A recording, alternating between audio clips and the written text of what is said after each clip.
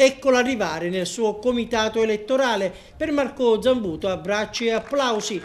E sembra essere proprio il contatto umano uno dei punti di forza del sindaco uscente. Lo sarà sicuramente ancora, ma già lo è stato, sottolinea. Ho dato tutto il mio cuore alla città e l'ho data ogni giorno con tutte le difficoltà che ci sono state, però ogni giorno tenendo la porta aperta del mio comune, affrontando i problemi, cercando di dare soluzioni, soprattutto ricevendo ogni giorno il calore e l'entusiasmo delle persone.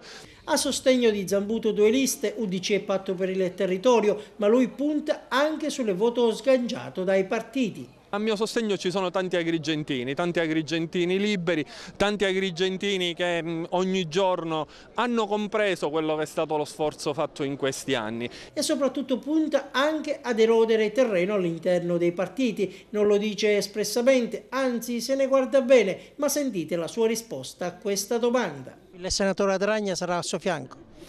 Ma c'è Piero Luparello con me, rispetto alle dinamiche dentro il Partito Democratico non metto parola. E Zambuto torna poi a mettere i puntini su lei in ordine agli attacchi ricevuti dai vertici del PDL. Ma guarda, il PDL era nel mio governo, io non faccio polemiche personali con Alfano, io ho chiesto solamente cose per la mia città, non ho chiesto cose personali.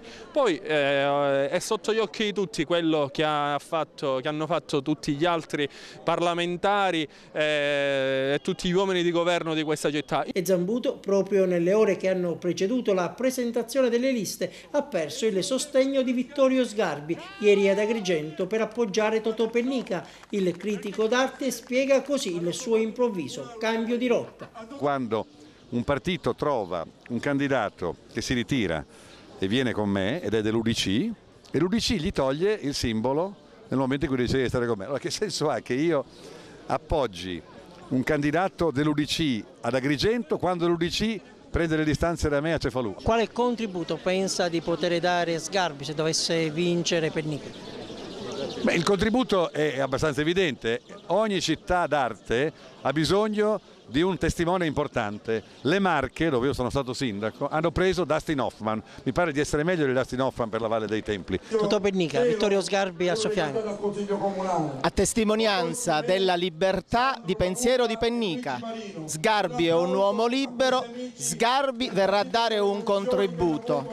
Questo è Pennica che sceglie uomini liberi come Sgarbi.